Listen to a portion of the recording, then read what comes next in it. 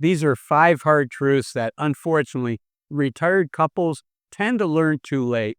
And this topic is critically important because right now, the over age 50 group is the fastest growing group for divorce in the United States. 30 years ago, about 9% of all people getting divorced were over 50. Do you know what it is now? It's 36% of the people getting divorced are over 50. So whether you're 20 days from being retired, 20 months, or 20 years, it's critically important this is on your radar screen. Okay, let's jump in.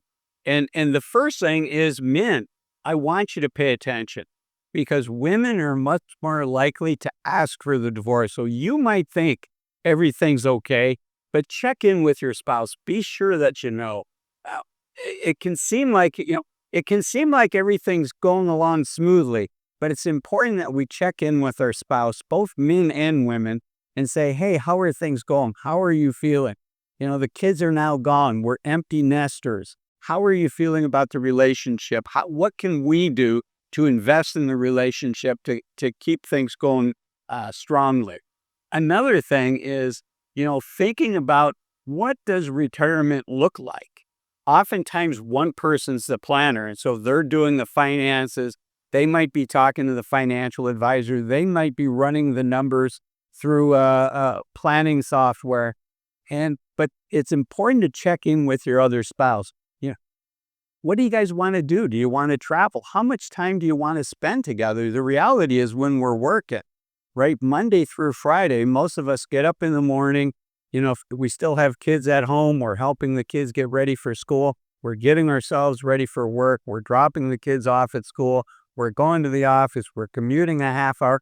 The reality is we probably only have 2 or 3 hours together as a couple Monday through Friday. And when you're retired, guess what?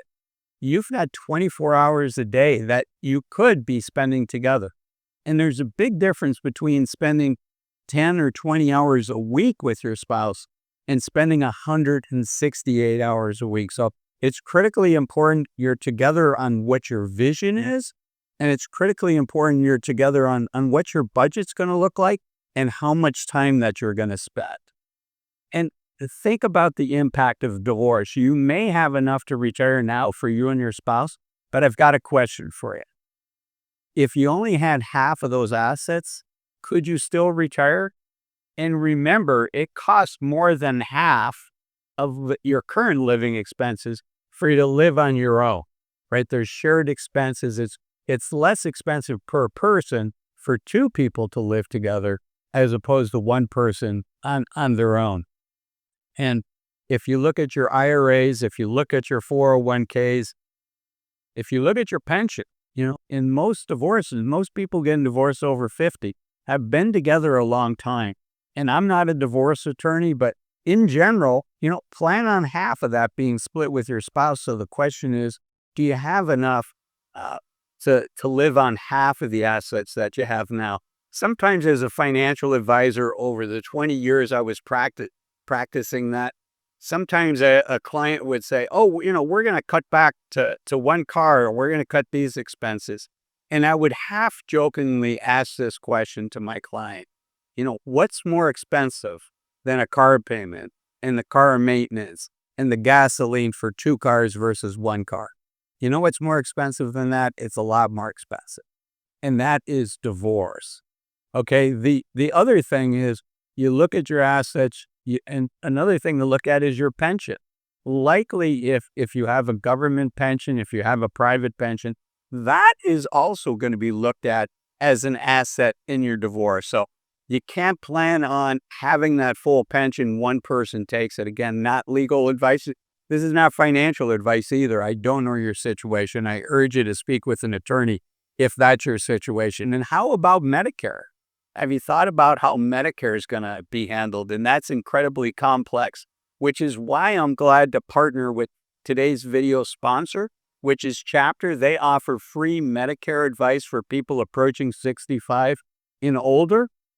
And one of the reasons I agreed to partner with Chapters, I met with the founder, I met with the CEO, I met with some of the senior folks, and job number one for giving Medicare advice is to make sure you have the right data, the right information in your data system.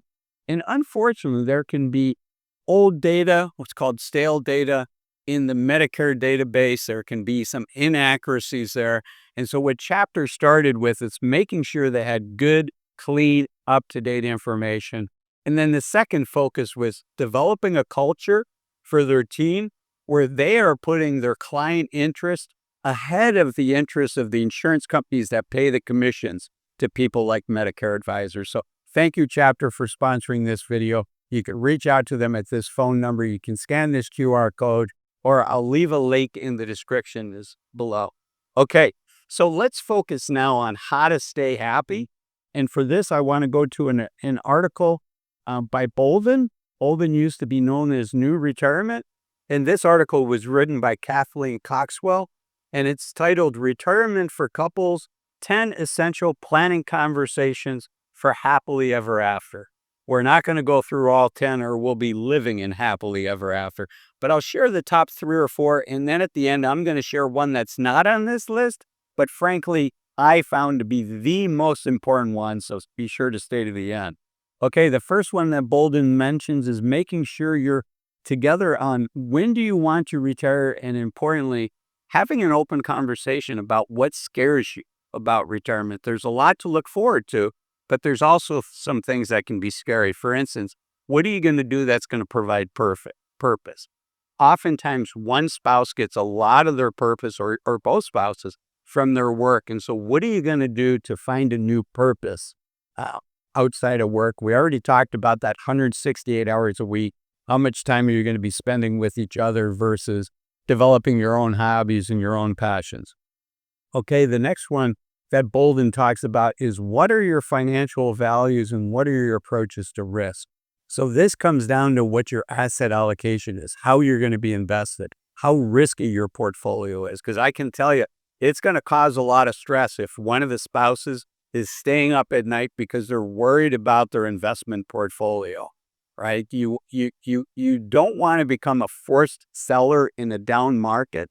And unfortunately, one of the main ways people become forced sellers in down markets is the natural worrying that happens when the stock market goes down. If that elevates from worrying to angst, pain so great it puts a knot in your stomach that you can't get rid of, you can't sleep for days on end, that's going to put a lot of stress on that spouse that's experiencing it.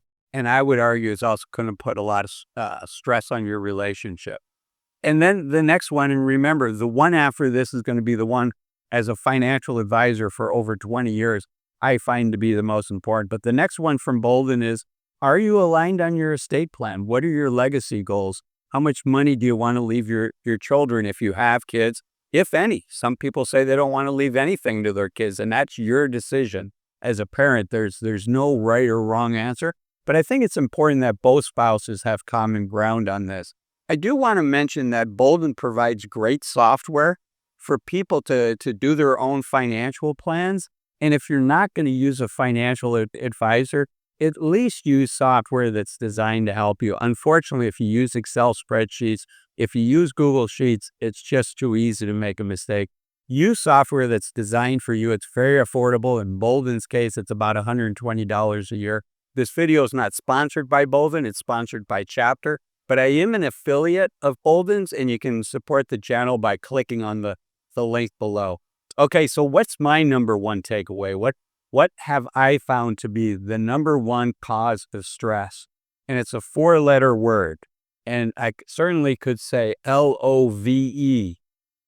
And that can be a cause of stress. But what I find more than anything is just TIME. It goes back to those 168 hours a week.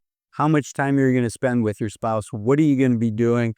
As my wife has told me, I married you for better or worse, but I sure didn't marry you for 168 hours a week. She's a very independent woman. It's one of the things I love about her. It's why you get to see me traveling the world and making these videos. But figure that out for you and your spouse. If we like videos like this, the YouTube algorithm says this is the perfect video of mine next for you to watch. Let me know how well the YouTube algorithm did. Thanks for watching. Bye-bye.